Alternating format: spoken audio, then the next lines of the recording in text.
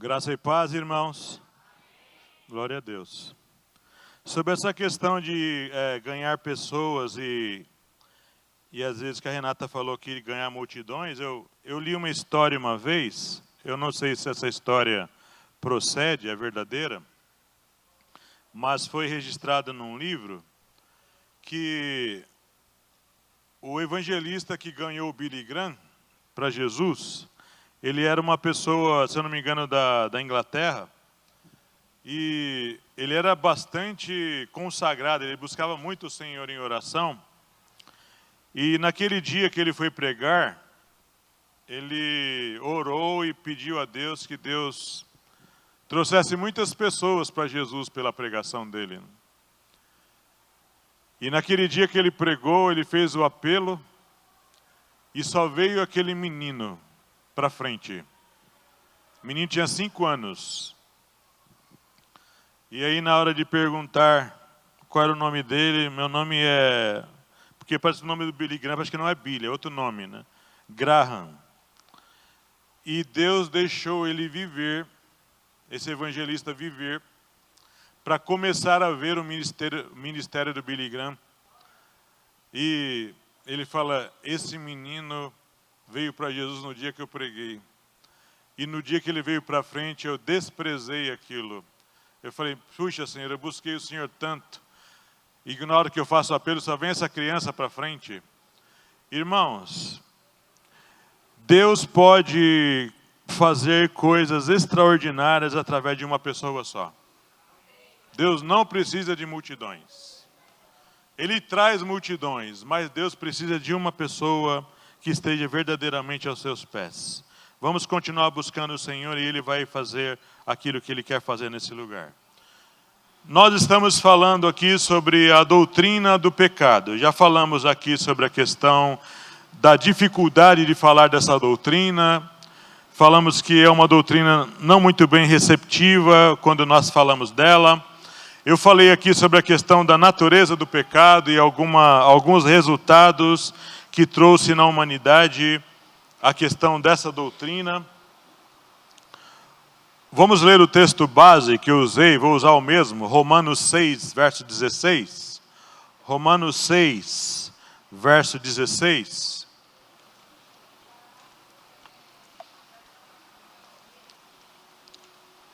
Romanos 6, 16. Diz assim, não sabeis vós que a quem vos apresentardes por servos para lhe obedecer, sois servos daquele a quem obedeceis, ou do pecado para a morte, ou da obediência para a justiça. Pai querido, abençoe esta manhã, esta hora, que todos estarão aqui ouvindo a sua palavra.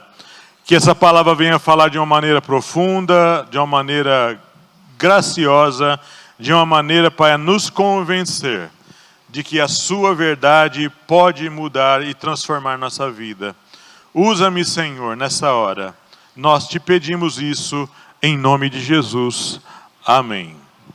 Quando nós estudamos a doutrina do pecado, a chamada hamartiologia, né, dentro da teologia, nós estudamos praticamente e analisamos a problemática do assunto. Nós não, na doutrina do pecado, você não oferece geralmente a saída disso. Isso ficará para o próximo preletor, que vai falar sobre a graça e vai entrar propriamente dito na doutrina da salvação. Então, quando ficou aí a meu cargo de falar sobre a questão da causa e efeito, do problema que o pecado é, e nós não entraremos, eu não entrarei propriamente dito na solução do problema. Eu poderia aqui usar um versículo-chave para começar na solução, que é Romanos 6, 23. Porque o salário do pecado é a morte. Essa é a minha parte aqui, de estabelecer a problemática do pecado. Mas o dom gratuito de Deus é a vida eterna por Jesus Cristo nosso Senhor. Essa é a parte que vamos entrar na parte da graça e solução. Eu não vou adentrar nisso aí. As consequências que o pecado trouxe vão desde a ordem individual, coletiva, até os problemas de ordem eterna. O pecado trouxe trouxe problema de ordem existencial e ordem eterna, coisas que vão se manifestar e se manifestam logo após a nossa morte física. Então, algumas consequências são de ordem natural. Nós vemos no dia a dia. Nós conhecemos o que o pecado faz na vida de uma pessoa e que fez e faz na vida da humanidade toda. As consequências vão desde do problema do relacionamento com Deus, da parte do homem, como o relacionamento da parte do homem com o seu semelhante. Eu quero aqui explorar primeiro essas questões e as consequências que o pecado trouxe na questão do homem para com Deus. Vamos em alguns versículos, eu não usarei textos longos, mas textos chaves. Romanos 5:10, vamos primeiramente nesse aqui. Romanos capítulo 5, versículo 10. Vamos analisar as consequências que o pecado trouxe no nosso relacionamento com Deus. Porque se nós, sendo inimigos, fomos reconciliados com Deus pela morte de seu Filho, muito mais estando já reconciliados, seremos salvos pela sua vida. Uma coisa que o pecado trouxe na nossa vida para com Deus é que nós nos tornamos inimigos de Deus.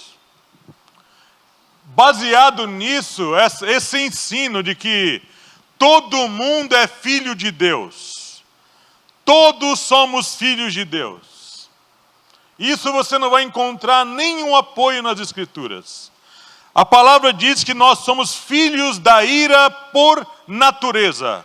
Filhos da ira, desde o nascedouro.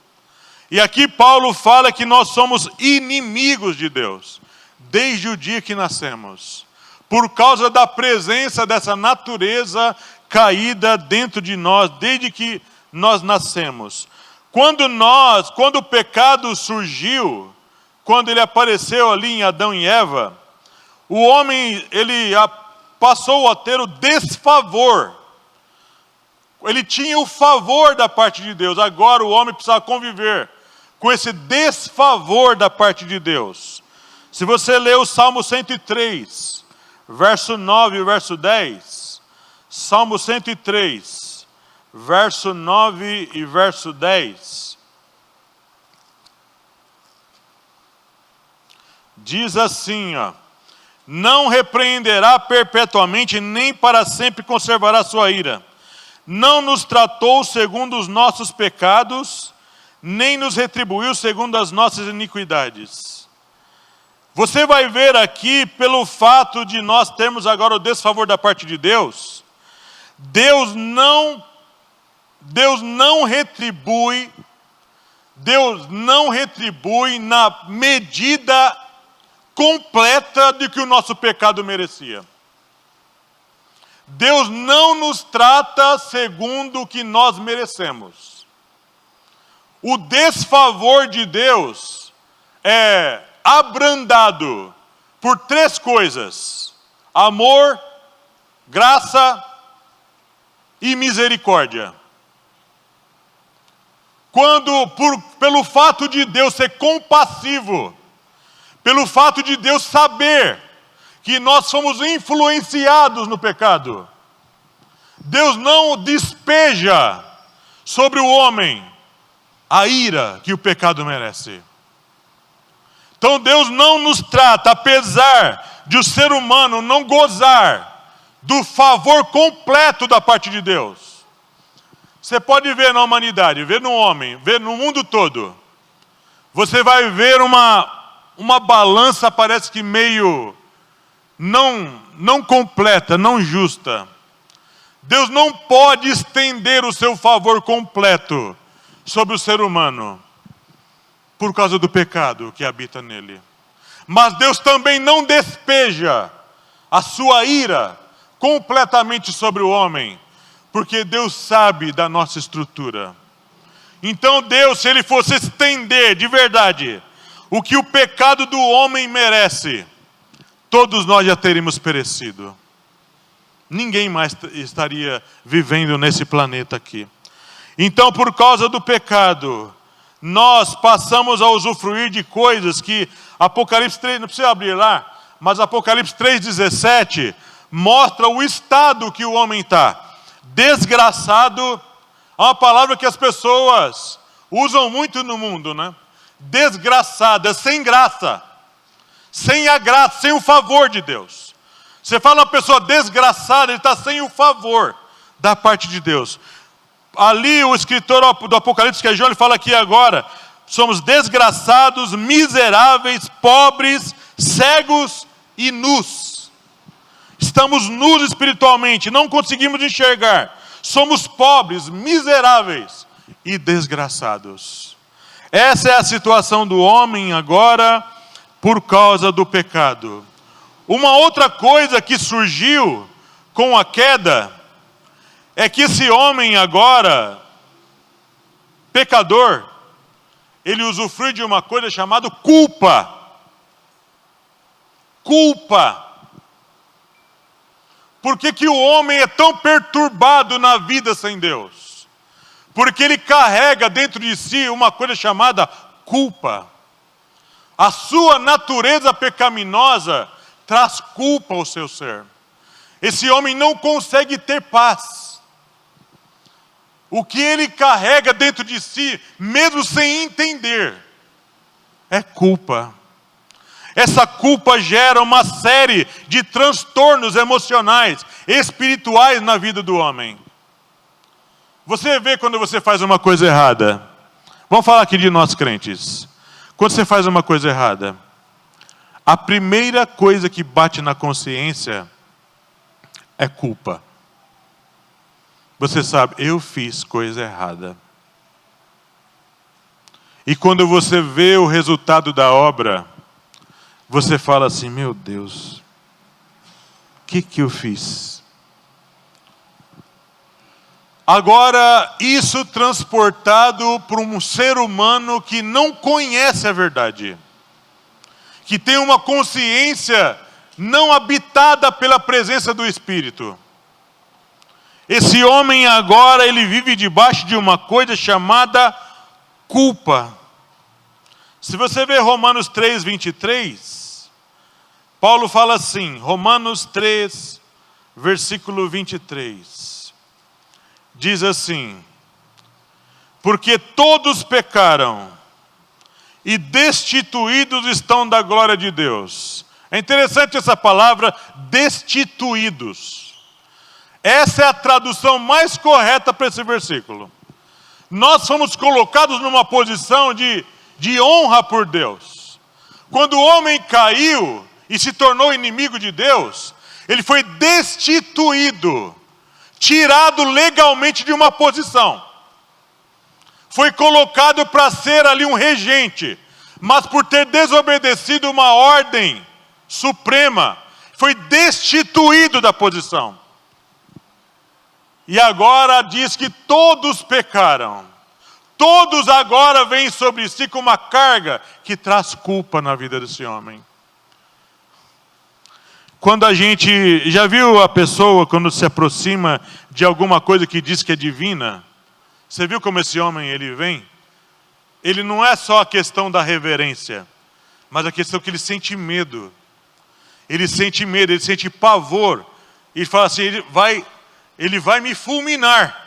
Você lembra no Velho Testamento, quando eles chegavam, quando um anjo aparecia, como o homem ele se prostrava de medo, o anjo tinha que falar assim, calma, não tenhas medo.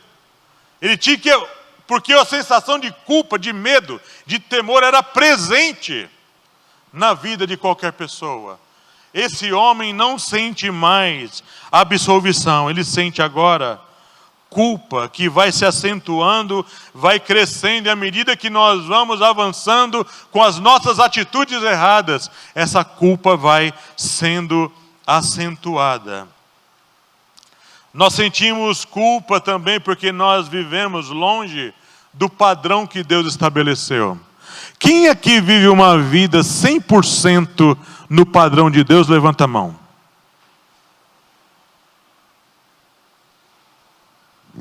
100% no padrão de Deus. uma vida de oração 100%. Quem aqui vive uma vida de santificação 100%?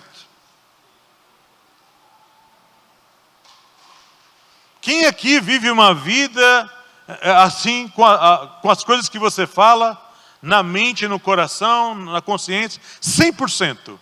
Inculpáveis. Você pode levantar a mão aqui e falar assim: pastor, eu estou inculpável, eu tenho levado uma vida 100% espiritual, Deus está feliz com a minha vida 100%. Ninguém levanta a mão. E eu vou falar aqui para você. Vou aqui falar para você. Isso nunca vai acontecer em vida. Nunca. Nunca você vai atingir esse padrão em vida, não. Sempre haverá um respingo de culpa. Porque todo dia a gente dá uma pisadinha no caroço.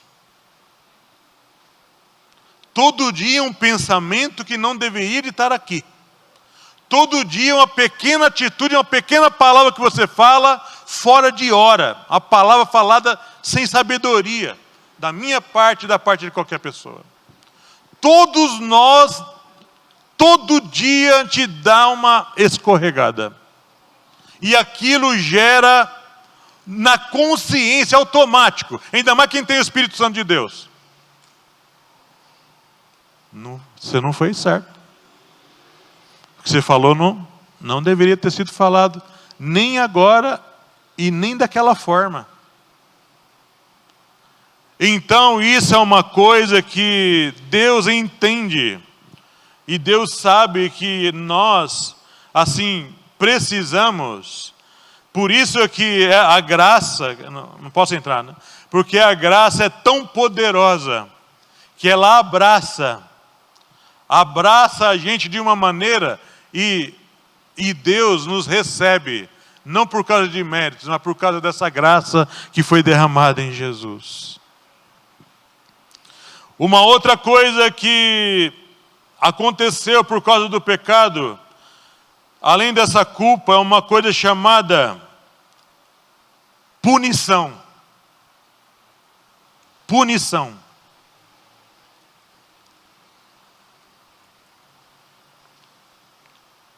Vamos aqui trazer um exemplo prático.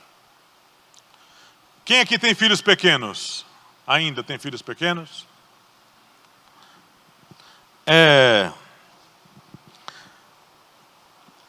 Nós vamos crescendo, e à medida que nós vamos avançando na idade, a gente vai ficando mais ligeiro em fazer coisa errada e tentar enganar os pais, não é? A gente vai ficando ligeiro.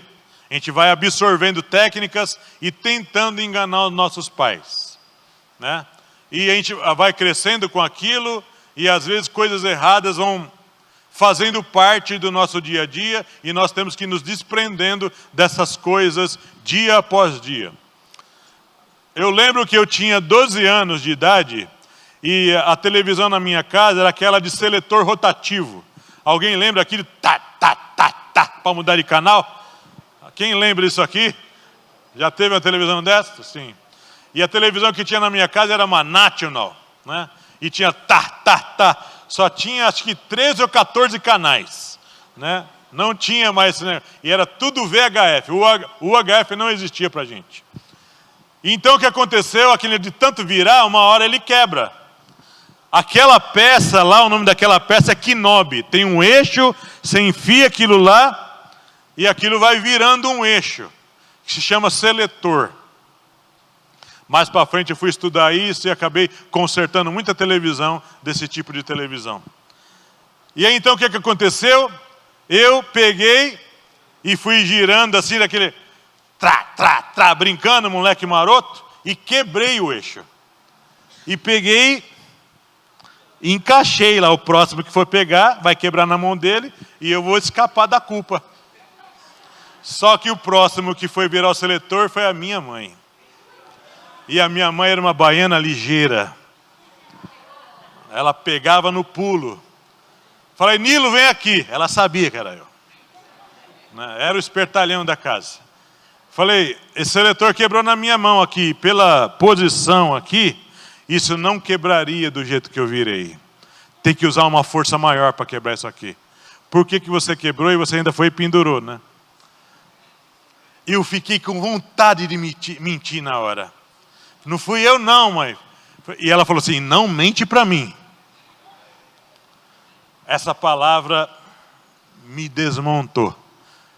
Fui eu, mãe. Então, por querer ser esperto, você vai apanhar. Então, minha mãe, ela tinha uma técnica de bater com cinta mesmo. Então, eu apanhei de cinta algumas vezes. Então, houve uma última surra na minha vida que eu levei por ter mexido no dinheiro dos outros. E minha mãe falou assim, eu não estou criando ladrão dentro de casa, nem vagabundo. Então, hoje, espero que seja a última surra que você leve na vida. E foi a última. De cinta. Glória a Deus mesmo. Valeu. Valeu a pena. Porque eu pegava dinheiro para ir jogar fliperama. Quem lembra dos fliperamas aqui? Né? Peguei dinheiro para ir jogar fliperama. Então foi a última surra. Por que foi aquilo? Aquilo foi uma punição corretiva. Deus muitas vezes usou dessa punição com Israel. O pecado, irmão, gerou uma punição automática na vida do homem. Existem punições que são corretivas, existem punições que são naturais. A nossa própria mente nos pune por coisas erradas que nós fazemos. A nossa consciência não fica mais em paz. Aquilo é uma punição natural, vinda na nossa consciência. Mas, às vezes, o que acontece? Às vezes Deus Deus permite que algumas coisas avancem para ver se nós nos conscientizemos e nos arrependamos dessas coisas. Você quer ver uma coisa? Eclesiastes capítulo 8, um texto interessante. Eclesiastes capítulo 8, verso 11 e 12. Eclesiastes 8, verso 11 e verso 12. Olha só o que o sábio Salomão falou. Ele diz assim, Eclesiastes 8, 11 e 12. Visto como se não executa logo juízo ou punição sobre a má obra, por isso o coração dos filhos dos homens está inteiramente disposto para praticar o mal. Ainda que o pecador faça mal 100 vezes e os dias se lhe prolonguem, eu sei com certeza que bem sucede aos que temem a Deus, aos que temerem diante dele. É a realidade da humanidade. Você veja o Hitler. Vamos usar um exemplo prático. Ele matou milhões de pessoas. Mas no dia seguinte o Hitler estava vivo. Para praticar mais maldade. A gente acha, irmão, até cristãos, muitas vezes, eu declaro que você vai receber uma punição da parte de Deus. Muitas vezes não acontece. A pessoa mata alguém na rua e faz maldade com o pai, com a mãe, e você fala, meu Deus, ninguém vai pôr freio nesse homem, ninguém vai pôr freio nessa moça. E muitas vezes Deus estica a corda, deixa o fulano viver. Ele não é preso pela polícia, ele continua caminhando na terra. Mas Salomão fala que bem sucede ao que teme o Senhor. Isso aqui que eu estou falando não é incentivo para você continuar fazendo coisas más. Porque sempre chega uma hora que a água ferve e a gente é ceifado. Então aqui a punição ela vai chegar mais cedo ou mais tarde, e muitas punições dadas por Deus, elas têm o efeito de corrigir a gente dessa vida desenfreada de pecados que a gente vive aqui na terra. Eu quero usar aqui um exemplo de casos de igreja. Às vezes existe uma pessoa dentro da igreja, já convertida, batizada, e entra por um caminho errado dentro da igreja. Entra em pecados vivendo na igreja, até líder de igreja. Entra em conluios para derrubar pastor. Entra em rodinha de gente para causar o mal para os outros. Gente que aqui fica dentro da igreja pegando dinheiro de um, pegando dinheiro de outro, pegando dinheiro de um, pegando dinheiro de outro, e sabe, lesando as pessoas. E você está seguindo. A sua vida está seguindo. Você não está doente, né? Você não está doente, não aconteceu nada na sua casa, né? Parece que Deus está até aprovando e passando pano quente para você. Você não recebe a punição, não. Na hora, passa 1 ano, 2 anos, e você continua. A ausência dessa punição física, você não está sentindo no físico, Salomão fala, o coração continua disposto a fazer. Mas chega uma hora que Deus põe o pé na frente. Lembra quando a gente era criança, que tomava banho de chuva? Que a gente ia lá no córrego, colocava o pé no córrego e formava aquela água? Até que chega uma hora que Deus põe o pé aqui. Ó. Não vai passar mais água aqui não. Você vai ter que se arrepender. Aí é a hora que Deus começa a mandar aviso. Deus começa a mandar aviso. Manda um profeta, manda um pregador, fala com você na palavra, te acorda de madrugada, começa às vezes a te trazer perturbação para você se arrepender. Porque se você não se arrepender, aí vem aquele estágio de punições. Vem aquele estágio de retribuição. Mas é tudo para te levar ao arrependimento.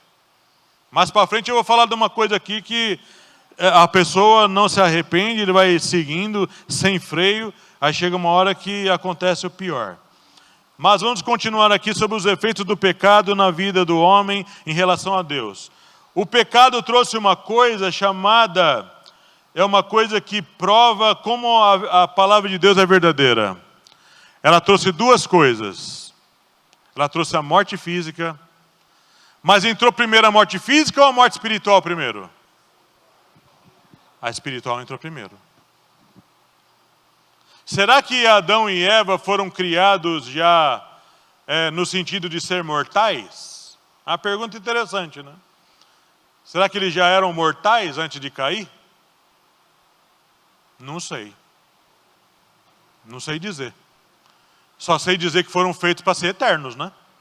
Foram criados para ser eternos. Acredito que Deus deu um corpo, estrutura de corpo para viver eternamente. Mas a entrada do pecado mudou também a estrutura do corpo.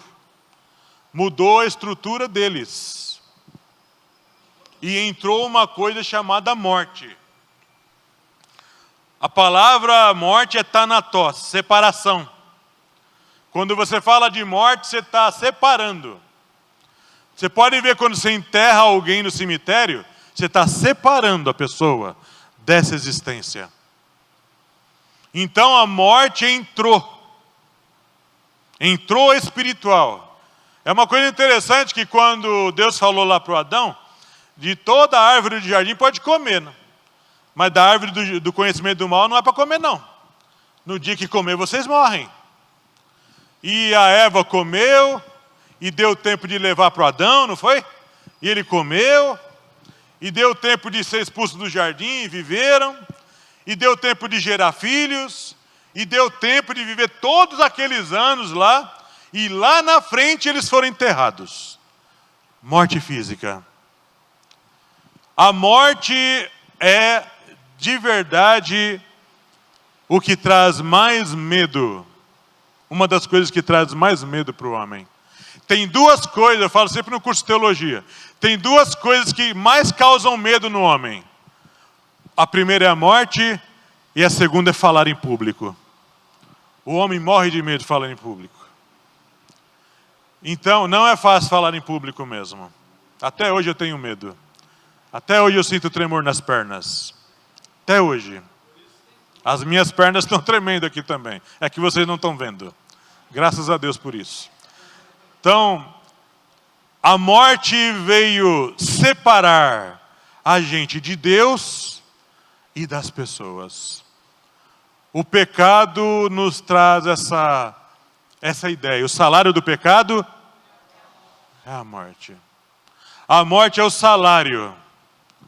E aí vem uma coisa que é um raciocínio lógico, né? Por que você tem que enterrar crente? Se o crente nasceu de novo e tem a vida eterna, por que tem que enterrar o corpo do crente? A morte ainda faz parte do corpo físico, irmãos. Esse corpo físico aqui não atingiu o estado de perfeição, não. Isso aqui vai ter que receber um corpo glorificado para se tornar perfeito. Esse estágio do novo nascimento, da vida eterna, da vida da glória de Deus, essa vida da presença de Deus, de estar com Jesus. Jesus fez isso no nosso espírito e na nossa alma. O nosso corpo é um templo que precisa ser santificado, ser purificado todo dia, como Paulo fala, mortificai os vossos membros que estão sobre a terra. É um trabalho contínuo, é um trabalho diário, mas mesmo assim, vai chegar um dia que eu vou ter que enterrar o Dorival e o Dorival vai ter que me enterrar. Se eu enterrar ele primeiro, ele não vai conseguir me enterrar, mas a Adriana ou a Márcia me enterra. Não é? Alguém vai ter que me enterrar, o meu corpo físico. E quando é que o meu corpo físico atingirá o estado de perfeição total? No dia da volta de Jesus, quando o nosso corpo será transformado num corpo glorificado, e graças a Deus quem parte com essa esperança. A morte física veio, e veio também a mais difícil, a morte eterna. A morte eterna, que é conhecido lá na Bíblia como segunda morte, ou também um lugar chamado Lago de Fogo. É a morte espiritual. Mas eu falo uma coisa para vocês, a morte espiritual já vem conosco desde o dia que a gente nasce. A gente já está morto espiritualmente desde o dia que nasce? Acredito que sim. Nós já morremos no pecado. O pecado nos matou espiritualmente. O pecado nos matou. Por isso que Jesus veio para dar vida eterna. Mas o que a gente faz com o caso de crianças? Eu não quero entrar aqui nessa polêmica. A morte eterna agora faz parte da vida do homem. E se o homem morrer sem entregar a vida para Jesus, esse homem vai provar a morte física e vai depois provar a morte eterna.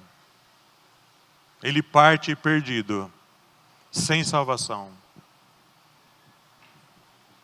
A morte eterna será, acredito, a experiência mais terrível que uma pessoa vai provar. Eu fico imaginando assim, olhando para essa parte, essa consequência que trouxe para a gente, eu fico imaginando assim, no dia que você morre, no dia que você parte, está aqui o seu corpo físico, né? Você morre de alguma forma, de um acidente, de doença, né? Nós temos o nosso corpo físico, o sopro de vida em nós, o espírito, e temos a nossa alma aqui. Essa alma vai para o seu lugar eterno, o espírito volta a Deus que o deu e o corpo tem que enterrar. O corpo fica inativo, esperando lá o dia da ressurreição, o dia do julgamento eterno, lá no juízo final. Mas eu fico imaginando a nossa separação do corpo físico. A nossa separação. Já vi muitas experiências, já vi muitos desses vídeos de EQM, experiência de quase morte. Pessoas que morrem, crentes ou não, e dizem que alguns voltam, né? Eles conseguem ver o corpo deles lá onde está. Não é espiritismo não, viu, irmãos? Vendo o corpo deles e se afastando do corpo. Agora eu fico imaginando, é porque... Alguém aqui já teve essa experiência? Alguém já teve isso? Você, sem Deus, partir sem Deus dessa terra. E a sua alma se afastando do corpo, sendo levada para um lugar de eternidade, um lugar temporário.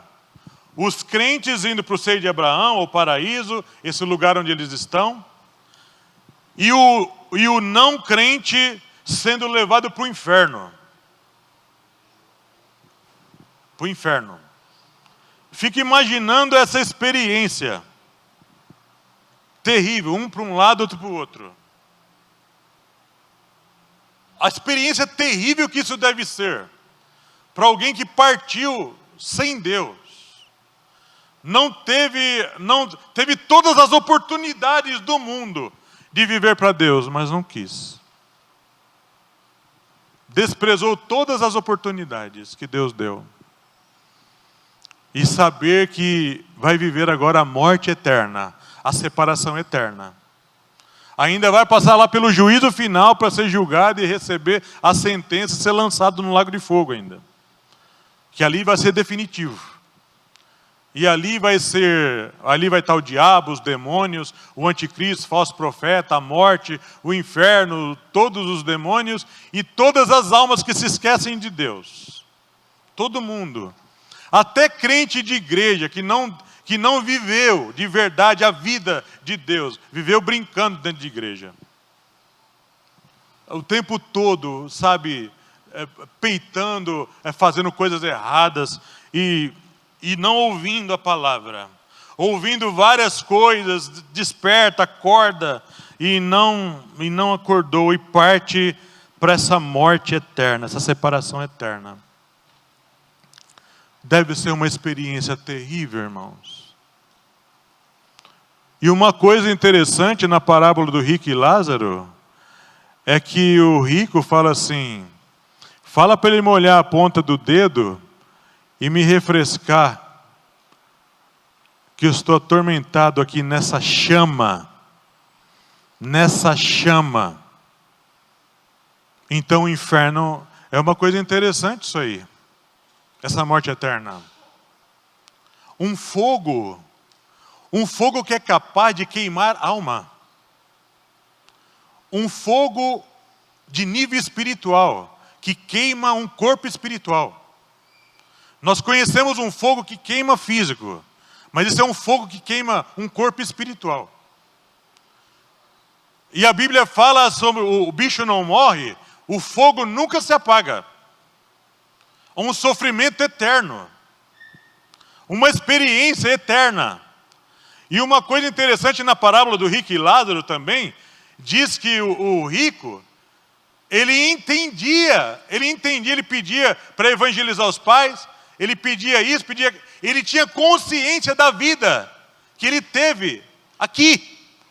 Uma das coisas que não apaga na eternidade e na morte eterna, a consciência, a parte viva. Parte viva. Eu acho que isso é um dos maiores tormentos, de lembrar todas as oportunidades que você teve, você não quis. Você não quis de jeito nenhum. Você recusou todas as oportunidades. Então a morte eterna é um negócio terrível. Por isso aceitar Jesus é urgentíssimo. Escapar dessa experiência.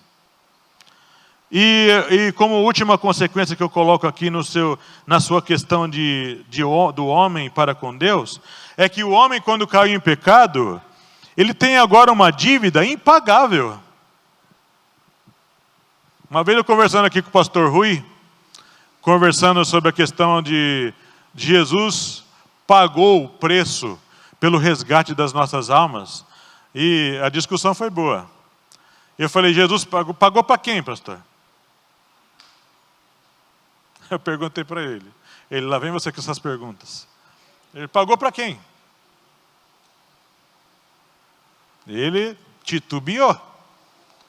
Pagou para o diabo? Não. Pagou para o diabo, não. A dívida era para com Deus. Vocês lembram lá quando Abraão foi oferecer o Isaac? Lembram lá quando o Abraão foi lá oferecer o Isaac no monte? Você lembra o que o Abraão fala para o Isaac? Deus proverá para si o cordeiro. Ele não falou, Deus proverá para ti. Deus proverá para si. O sacrifício é para mim.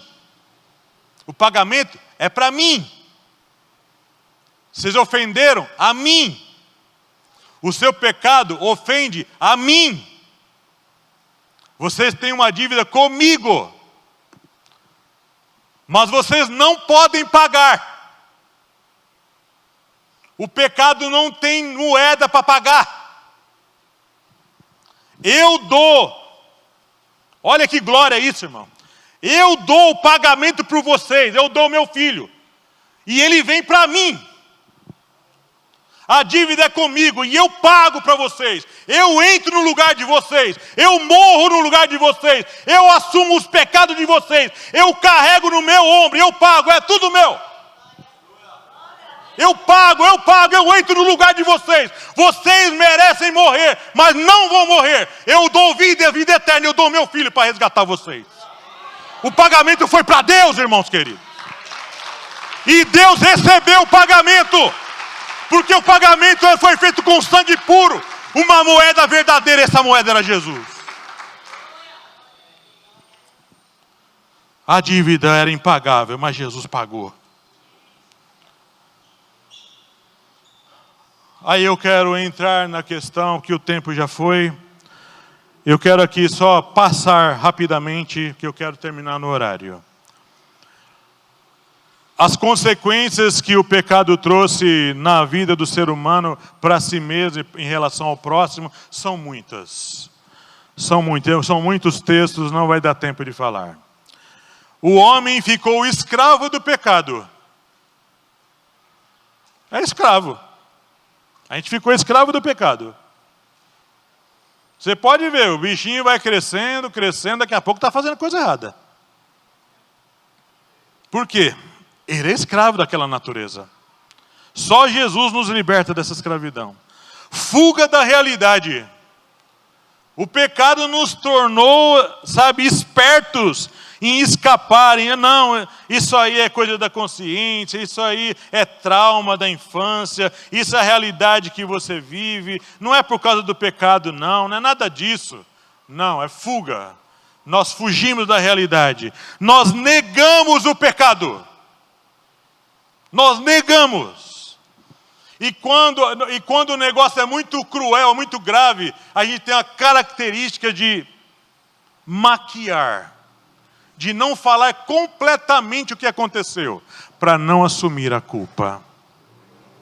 Então nós negamos o pecado e muitas vezes nós prejudicamos outras pessoas para não assumir a responsabilidade. Uma coisa que o pecado trouxe na vida do ser humano é insensibilidade. O ser humano se tornou insensível. O ser humano não se preocupa se é criança, se é mulher, se é idoso, se é pessoa especial. O pecado se alastrou e tornou o ser humano insensível.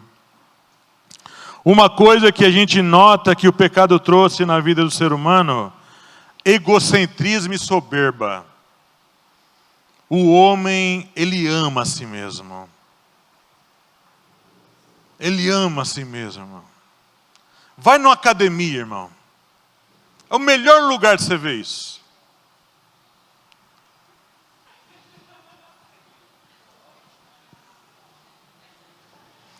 E ver as pernas, e ver barriga, e ver cabelo, e ver um monte de coisa.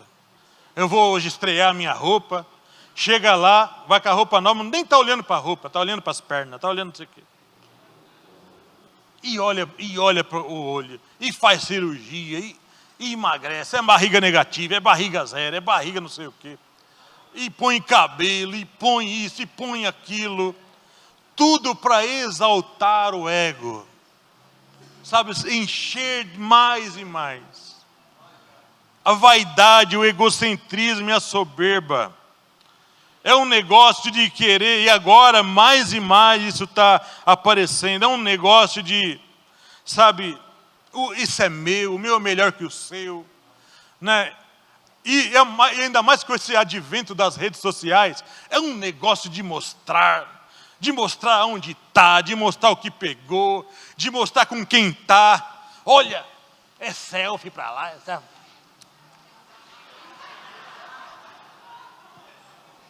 Tropeça, cai na rua batendo foto. Há um desejo de querer mostrar, sabe? Para que isso, irmão? A natureza pecaminosa trouxe isso. E mais, isso não é só entre jovens, não. Um bando de velho que nem eu. Sabe, os cinquentões, os sessentões. Sabe, e põe um óculos lá, que nem é seu muitas vezes. Como tem agora no Brasil, locação de iPhone.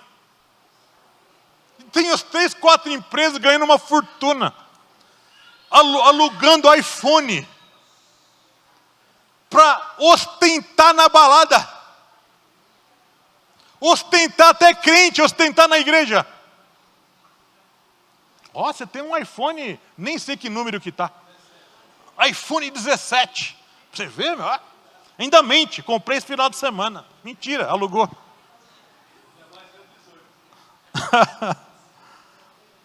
Egocentrismo e soberba. Outra coisa que o pecado trouxe para a vida do homem é uma vida inquieta. Inquietação. O pecado precisa se alimentar. Ele precisa soltar os seus anseios para fora. Gente inquieta, irmão. Inquieta no dinheiro, inquieta com as coisas, inquieta em comprar, inquieta, sabe, eu tenho que ter isso, eu preciso comprar aquilo. Uma inquietação que transforma a vida do homem. E uma outra coisa que surgiu por causa do pecado é, isso aqui está presente muito na igreja. Vida de competição. Competição. Eu oro mais que você. Eu sei mais a Bíblia que você. O meu carro é 2023, modelo não sei o quê. Eu comprei o 2025. Qual a diferença? Tem um botão a mais aqui no painel. Mas esse botão é inteligência artificial, isso eu não tenho. E eu faço questão de falar, para mostrar que eu sou melhor. O meu é melhor. Competição. Eu frequento a igreja tal. A igreja tem 10 mil membros. Minha igreja só tem 200 membros, irmão. Você não faz parte do meu time. Incapacidade de amar e ter empatia pelas pessoas. O pecado trouxe isso. Eu não consigo me colocar no lugar dos outros. Eu vou pisando nas pessoas. Se ele não fez o que eu quero, não cumpriu a minha cartilha, tome em cima. Eu saio pisando, sai da frente. Falta de empatia e de amor. E uma coisa que o pecado trouxe, isso aí é milenar. Rejeição à autoridade. Desprezo à autoridade. Pisar a autoridade. Confrontar a autoridade.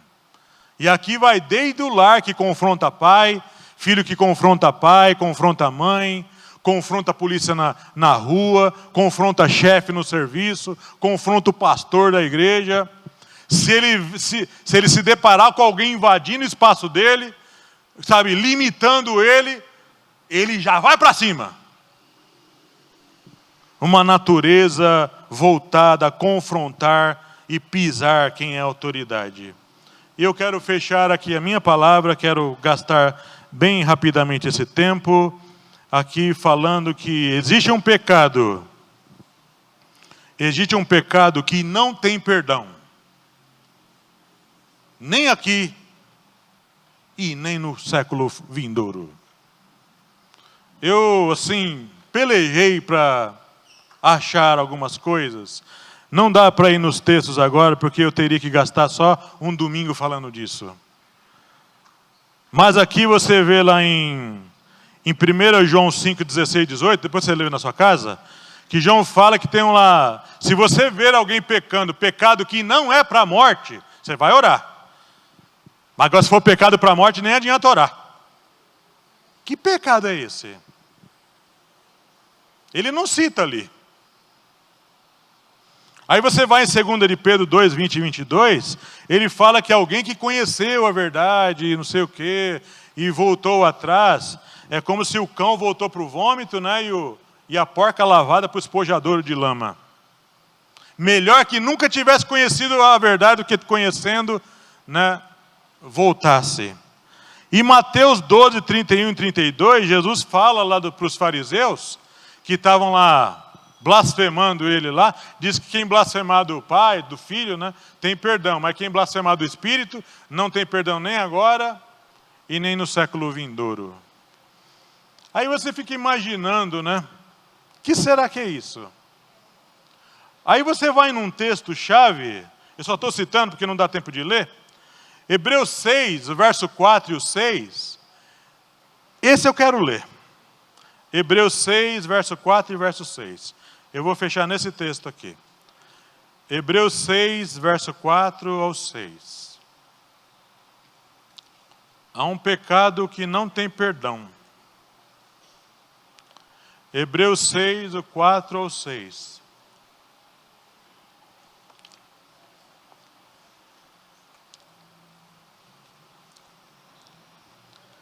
Olha só, ele fala aqui da questão dos fundamentos, né, que a gente vai lançar de novo se Deus permitir.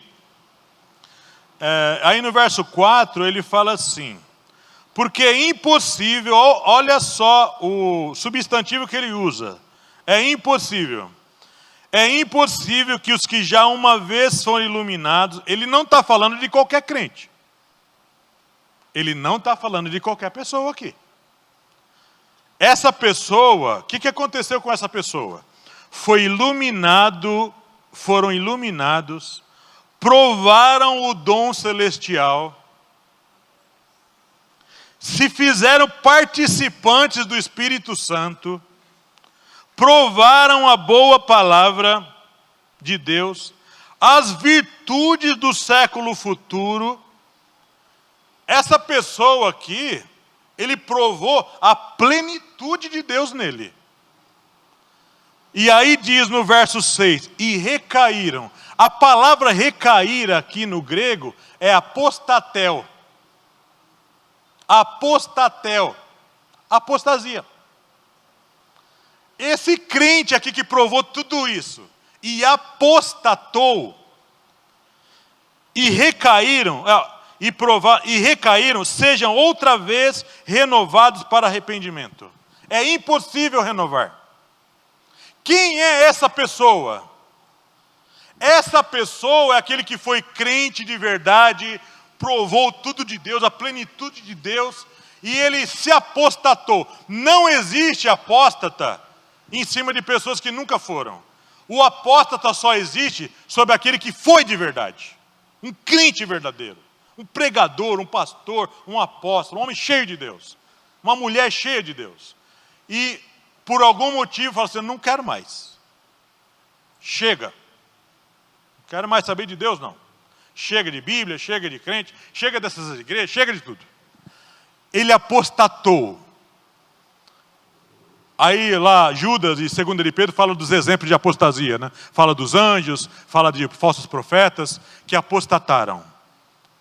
Essa pessoa nunca mais é salva. Nunca mais. Esse atingiu o ápice do pecado. Esse vai morrer condenado. Esse não é o simples desviado que se afastou por algum motivo. Esse é o desviado verdadeiro, que se afastou de verdade. Esse é aquele que foi de verdade, foi verdadeiro, mas hoje é falso. Não é mais. Era irmão, não é mais irmão. Era pastor, não é mais pastor. Era apóstolo verdadeiro, mas não é mais. Esse, ele fala, é impossível renovar para arrependimento. É impossível. O escritor aos Hebreus fala. Então não se trata de qualquer pessoa. Certo? Por essas pessoas não adianta nem orar. Que João fala. Pecado para a morte. Esse é o pecado que condena a pessoa. Com essa palavra eu fecho aqui, irmãos, eu falo aqui o seguinte. Eu fecho aqui o meu tempo sobre essa questão do pecado. Todos nós erramos todo dia, né? Pecamos e cometemos coisas ruins. No pensamento, na atitude, a gente comete coisas erradas. Mas olha, quando você sentir entristecimento por uma coisa errada que você fez, peça perdão a Deus, se arrependa e volte. Sirva a Deus com todo o coração, mesmo errando, mesmo tropicando, escorregando, como acontece conosco muitas vezes. Mas agora, irmão querido, quando alguém chegar até você e lhe repreender, lhe chamar a atenção em amor por um erro que você fez, aceite a correção. Aceita a correção, irmão. Aceita a correção e continua caminhando. Não fica peitando, não fica, não aceitando. Porque vai chegar um ponto que você, talvez, chega o ponto de não aceitar nenhuma correção mais e você simplesmente se afastar. E às vezes nunca mais voltar. Então, enquanto Deus está falando com a gente, nos corrigindo, ainda que falando duro às vezes, aceita a correção. Porque Deus te ama e Deus quer que você caminhe e cresça para a glória do nome dEle. Deus te abençoe, graça e paz.